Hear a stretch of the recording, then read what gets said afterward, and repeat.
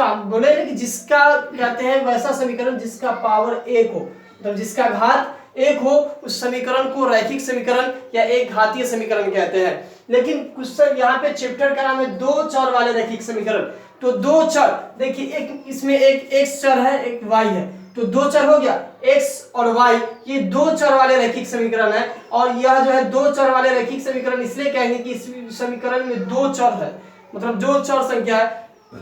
बीजगणित में बताया जाता है कि पहले बता चुके हैं कि एक जो होता है क्या कहते हैं बीजगणित के लिए चर संख्या होता है, दूसरा अचर संख्या। अचर संख्या में 1 2 3 4 जितने भी जो है कहते हैं प्राकृतिक संख्या है वो सभी आते हैं। और क्या कहते हैं चर संख्या जो चलने वाला संख्या होता है उसको चर संख्या कहते हैं। तो ये चलने वाला संख्या x y z a b c d जो भी लेना है, मतलब जो भी लेना है जो चलने वाला जिसका मान बदलता रहता है उसी को हम कहते हैं चर संख्या। तो इसमें देखिए दो चर है, इसमें एक x है एक y है, तो ये दोनों चर जो है ना इसमें दो चर है, इसीलिए इसको कहेंगे दो चर वाले रैखिक समीकरण, रेखा के रूप में है। अब क्या कहेंगे, इसका पावर भी एक है, इसका पावर भी एक है, इसका एक ही हल हो सकता है। बताया था कि एक पावर वाले कहते हैं घात जो है द्विघात बहुपद का एक ही हल होता है, और एक रैखिक वाले रैखिक समीकरण है इसमें भी एक ही हल होगा। इसमें x और y का अलग अलग मान निकाला जाएगा क्योंकि ये दो चर वाले दोनों का मान निकलेगा। लेकिन कब, जब यह युग्म होगा तब। इसमें दिया है कि युग्म, युग्म मतलब जोड़ा, क्या होता है युग्म मतलब जोड़ा।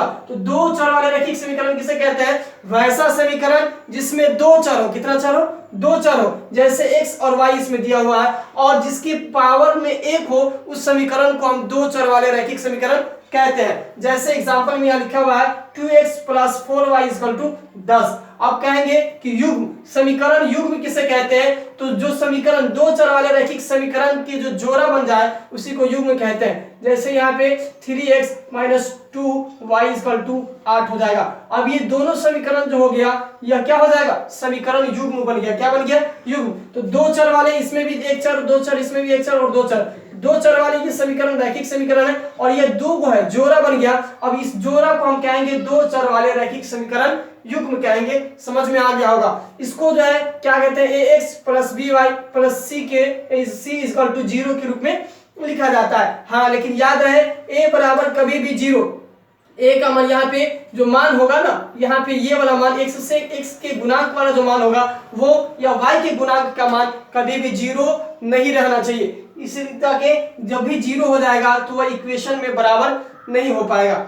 अब यहाँ पे करेंगे क्या, जैसे आपके चैप्टर क्या कहते हैं चैप्टर 3.1 में अभी क्या कहते हैं, अभी तो आप भूमिका को समझिए कि रैखिक समीकरण कहते हैं किसे, रैखिक समीकरण तो क्या एग्जांपल देकर के बता दिए रैखिक समीकरण युग्म किसे कहते हैं। तो वैसा समीकरण जिसका पावर एक हो, जिसमें दो चर हो, उसे दो चर वाले रैखिक समीकरण, और जिसकी दो जोड़ा हो मतलब दो समीकरण लिखा हो उसी को युग्म समीकरण कहते हैं। अब आगे देखेंगे आपके चैप्टर 3.1 एक्सरसाइज 3.1 में देखेंगे बुक में क्या कह रहा है। यहाँ पे मेरे हाथ में अभी एनसीईआरटी बुक क्लास 10th का चैप्टर 3.1 क्वेश्चन में कह रहा है कि आफताब अपनी पुत्री से कहता है 7 वर्ष पूर्व मैं तुमसे 7 गुनी आयु का था। मतलब आफताब कह रहा है कि अपनी पुत्री से, मतलब अपने बेटी से कह रहा है कि 7 वर्ष पूर्व मतलब अभी से 7 साल पहले तुमसे 7 गुनी आयु का था। अब से 3 वर्ष बाद मैं तुमसे केवल 3 गुनी आयु का रह जाऊंगा। मतलब अभी से 3 साल बाद जो है मैं तुमसे 3 गुनी आयु का रह जाएगा। ये अपनी बेटी से कह रही है। तो कह रहा है कि इस स्थिति को बीजीय एवं ग्राफीय रूप में व्यक्त कीजिए। मतलब इसका समीकरण बनाना है, और समीकरण जो वो भी युग्म समीकरण तैयार करना है, और इसको ग्राफ के रूप में किस तरीके से ढालते हैं उसका रूप दे करके जो है इसको हल करना है। अब देखेंगे इसमें लिखेंगे क्वेश्चन नंबर 1 प्रश्नावली 3.1 का। आफताब अपनी पुत्री से कहता है, इसका मतलब इसमें दो आदमी है, एक आफताब और एक उसकी पुत्री। इसमें लिखेंगे माना कि आफताब की वर्तमान आयु बराबर x वर्ष तथा उसके पुत्री की वर्तमान आयु बराबर y वर्ष। ठीक है। तो माना कि आफ्ताब की वर्तमान आयु x वर्ष, मतलब वर्तमान मतलब अभी वह x साल का है, और उसकी पुत्री जो है उसकी पुत्री जो है वो y वर्ष की है, ठीक है। तो सवाल के हिसाब से देखेंगे, पहली शर्त कह रहा है, पहली शर्त में कह रहा है कि मतलब वो आफ्ताब अपनी पुत्री से कह रहा है कि 7 वर्ष पूर्व, तो अभी x साल है, अब लिखेंगे 7 वर्ष पूर्व की, 7 वर्ष पूर्व की, सारा आंकड़ा अभी 7 वर्ष पूर्व की लिखेंगे। 7 वर्ष पूर्व, तो अभी x साल का है, आफ्ताब अभी x साल का है, तो 7 साल पूर्व मतलब 7 साल पहले, 7 साल कम रहा होगा, तो घटा देंगे 7 वर्ष। उसके बाद उसकी पुत्री भी अभी y साल की है, 7 साल पहले वो भी 7 साल कम होगी, तो अब से 7 साल पहले जो है 7 साल छोटी नहीं होगी ना, तो अभी से 7 साल घटा देंगे, घट गया। अब आगे क्वेश्चन में कह रहा है कि यहाँ पे 7 वर्ष पूर्व मैं तुमसे 7 गुनी आयु का था, मतलब ये आफ्ताब कह रहे हैं अपने पुत्री से कि 7 साल पहले जो है ना तुमसे मैं 7 गुनी आयु का था, मतलब यह 7 गुना जो है यह इससे 7 गुना ज्यादा था, 7 गुना ज्यादा था, तो 7 गुना ज्यादा था, तो हम इसको बराबर करने के लिए क्या करेंगे, जिससे कहेगा उसमें गुना कर देंगे। 7 गुना मतलब 7 वर्ष पहले तुमसे 7 गुनी का था, आफ्ताब बोला अपने पुत्री से कि मैं तुमसे 7 वर्ष पहले, तो 7 वर्ष पहले की दोनों का आयु लिख दिए, तो 7 गुना था, तो 7 गुना ये जब ये इससे अपने पुत्री से यह 7 गुना था, तो बराबर करने के लिए क्या करना पड़ेगा, उससे जो है उसकी पुत्री में 7 से गुना कर देना पड़ेगा, गुना कर दिए। अब इसका एक रैखिक समीकरण तैयार हो जाएगा, x गुने y क्या हो जाएगा, x माइनस 7 इक्वल टू 7 गुने y 7y माइनस की माइनस 7 7 49। अब इसको यहाँ पे x यहाँ पे 7y है, बराबर के इस साइड लाएंगे तो उसका चिन्ह चेंज हो जाएगा, तो हो जाएगा प्लस 7y था, इधर आएगा तो माइनस 7y इक्वल टू यहाँ पे माइनस 49 है, और यहाँ से प्लस क्या कहते हैं माइनस 7 उधर जाएगा तो प्लस 7 हो जाएगा, इसलिए इसका फाइनली हो जाएगा x minus 7y equal to 49 में माइनस 49 में से प्लस 7 जाएगा, तो बच जाएगा कितना, प्लस माइनस 42। ये समीकरण हो जाएगा 1 माइनस 42, ये समीकरण क्या हो जाएगा, 1 हो जाएगा। अब उसके बाद दूसरी शर्त सुनिए, ये समीकरण 1 बन गया।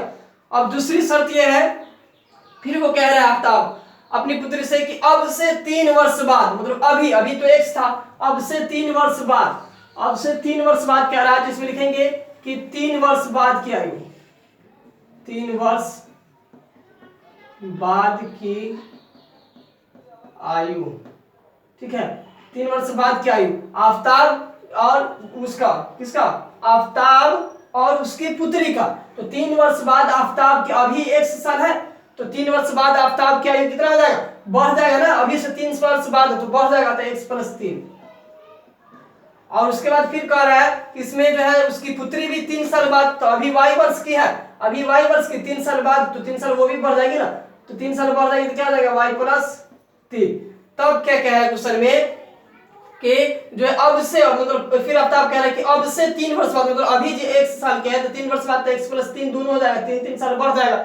3 वर्ष बाद कह रहा है कि मैं तुमसे केवल 3 गुनी का रह जाऊंगा, आफ्ताब अपने पुत्री से कह रहा है कि अभी से मैं 3 साल बाद जो रहूंगा ना तुमसे 3 गुनी का ही रह जाऊंगा, मतलब तुमसे 3 ही गुना ज्यादा उम्र का रहूंगा, तो उसके लिए क्या करना पड़ेगा, 3 गुना ज्यादा उम्र का यह रहेगा 3 वर्ष बाद। 3 वर्ष बाद, ये 3 वर्ष बाद की आयु लिख दिए, अभी x था तो 3 वर्ष बाद बढ़ जाएगा, अभी y था उसकी पुत्री तो 3 वर्ष बाद वो भी बढ़ जाएगी, तो x प्लस y प्लस 3 हो जाएगी। अब जो 3 बढ़ जाएगा तो ये कह रहा है कि मैं तुमसे 3 गुना हो जाऊंगा, तो इस यह 3 गुना हो जाएगा, तो बराबर करने के लिए क्या करना पड़ेगा, इसके उम्र में 3 से गुना करना पड़ेगा, जिससे क्या है उसमें गुना करना पड़ता है, ये ट्रिक समझ लीजिए, जिससे क्या है उसी में गुना कर देंगे, तो x प्लस 3 इक्वल टू 3 गुने y 3y अब प्लस 3 तिहाई 9। अब क्या करेंगे, यहाँ पे x है तो x रहेगा, 3y है माइनस प्लस में था, इधर आएगा तो माइनस 3y, यहाँ पे प्लस है तो हो जाएगा इक्वल टू 9 के 9, और यहाँ पे देखिए 3 प्लस में था तो यह बराबर की उस साइड भेजेंगे तो हो जाएगा माइनस 3, तो यहाँ पे हो जाएगा x माइनस 3y बराबर 9 में से 3 हटेगा तो 6। ये समीकरण हो गया दूसरा। अब इसको कह रहा है, ये तो हो गया, ये हल कर दिए। अब इसको जो है इस रूप में भी लिख सकते हैं, इसको दो तरीके से लिख सकते हैं। जैसे यहाँ समीकरण 1 दिए हुआ, समीकरण 2 हो गया ना, समीकरण 2 को इस तरीके से भी लिख सकते हैं, x माइनस 3y, और 6 बराबर के उस साइड था, इधर ले आएंगे तो -6 और बराबर में 0। ये ग्राफीय रूप से इसको लिखा जा सकता है, ये भी एक लिखने का तरीका है। दूसरा इसमें देखेंगे तो यहाँ x माइनस, समीकरण पहला था, समीकरण पहला किस तरीके से था, तो यहाँ भी था, उसको भी उसी रूप में ढाल सकते हैं। तो अब ये हो गया। अब इसको ग्राफीय विधि से हल करना है, तो ग्राफीय विधि से कैसे हल करेंगे देख लीजिए। यहाँ पे एक ग्राफीय विधि से हल करने के लिए यहाँ पे एक ढांचा बनाना पड़ेगा।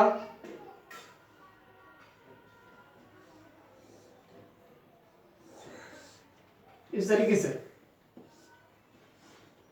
एक x और एक y का मान। अब देखिए यहाँ पे इसको, ये दो समीकरण दूसरा है, सबसे पहले समीकरण पहला को हल करेंगे।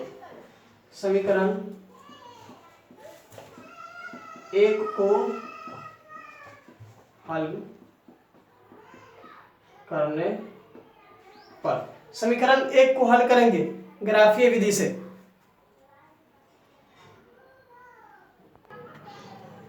देखिए वीडियो थोड़ा लंबा हो रहा है, इसकी वजह से वहाँ इंडिकेट कर रहा है कि वीडियो ज़्यादा लंबा हो जाएगा। तो यहाँ पे आप देखेंगे मैं स्पीड में थोड़ा हल कर रहा हूँ, ग्राफीय विधि से हल करेंगे। समीकरण 1 को, समीकरण 1 था x माइनस 7y बराबर -42। अब इसको क्या करेंगे, एक मान को ग्राफीय विधि से हल करने के लिए इसको किसी एक मान को x या y को रख लेंगे। तो यहाँ पे रखेंगे -7y बराबर -42 पहले से था, और ये x जो है ना, x उधर जाएगा तो यहाँ प्लस में, तो उधर जाएगा तो -x हो जाएगा। अब क्या करेंगे, यहाँ पे जो है -7y इसका टू -42 माइनस x जो है ना, x के जगह हम क्या मान रखें, ताकि जो है आराम से ये दोनों कट जाए। तो x के जगह सोचेंगे, सोच करके मान रखना पड़ता है। तो इसको मान ली कि x बराबर हम 0 रखेंगे। क्या रखेंगे, x बराबर 0, तो यहाँ पे रख देंगे 0। अब क्या हो जाएगा, -7y इसका टू -42 और -0 -42 रह जाएगा। अब क्या करेंगे, ये जो है यहाँ पे 7 माइनस से माइनस दोनों बराबर के साइड कट जाएगा। अब बच जाएगा 7y बराबर 42, इसीलिए लिखेंगे y बराबर 42/7, काटेंगे तो हो जाएगा 7 6, तो y का मान कितना आ गया 6। इसी तरीके से फिर पूर्ण रूप से दोबारा इसी को हल करेंगे। दोबारा हल करेंगे तो क्या होगा, दोबारा हल करने के लिए हम यहाँ से लेंगे, ये वाला टर्म इतना लिख लेंगे। यहाँ पे हो जाएगा -7y इसका टू -42 -x। अब क्या करेंगे, -7y पहले से यहाँ पे है बराबर -42 x बराबर 0 ले लिए हैं। अब x बराबर हमको 0 लेना नहीं है। अब क्या लेंगे x बराबर, ताकि ये जो है आराम से इसका मान आ जाए। क्या लेंगे, कुछ भी रख सकते हैं मान से, ग्राफीय विधि में मान से चूज करना पड़ता है। क्या रखें, x का मान, x का मान यहाँ पे हम रख देते हैं माइनस कहते हैं 7, माइनस अगर कहते हैं 7 रखेंगे +7, क्या रखेंगे +7, यहाँ पे +7 रखेंगे तो इसलिए क्या हो जाएगा -7y बराबर -42 और -7 -49 हो जाएगा। क्या हो जाएगा -49, माइनस से माइनस कर जाएगा, अब हो जाएगा 7y बराबर 49, इसीलिए लिखेंगे y बराबर क्या हो जाएगा 49/7, 7 से काटेंगे 49 को, 7 7 49, तो y बराबर क्या आ गया 7। इसी तरीके से समीकरण जिस तरीके से मैं अभी हल किया हूं, सेम उसी तरीके से समीकरण 2 को x minus 3y equal to 6 को भी हल कर लेना, ठीक है, को हल कर ले, ठीक है। इसी तरीके से सेम हल कर लेंगे। यहां तक कि आपके बुक में इतना हल करने के लिए भी बोलता नहीं है, सिर्फ ये रूप व्यक्त करने के लिए बोले हुआ था। यहां तक कि ये और ये कहते हैं बीजीय रूप और ग्राफ के रूप में व्यक्त कर देना था, कि ताकि उसको कैसे हल करें, जैसा कि मैं आपको यहाँ पे हल करके बता दिया। अब आपको देख रहे होंगे कि इस तरीके से कितनी आसानी तरीके से, सबसे पहले उसका तर्क जो था उस तर्क को देखेंगे, तर्क देखने के बाद आसानी से इस क्वेश्चन को हल करेंगे, और क्वेश्चन को हल करने के बाद आसानी से जो है एक मर्तबा जो आपको ना समझ में आए तो बार बार उसको समझने की कोशिश करें, और बार बार समझें, बार बार वीडियो को बैक करें, उसको देखें। बार बार देखेंगे तो आपका जो कॉन्फिडेंस है और अधिक बढ़ जाएगा, और क्वेश्चन जो है बनाने में कोई प्रॉब्लम नहीं होगा। इसमें 3 क्वेश्चन इस टाइप में 3.1 में 3 क्वेश्चन है, इसमें से एक क्वेश्चन मैं आपको हल कर दिया। अब अगले वीडियो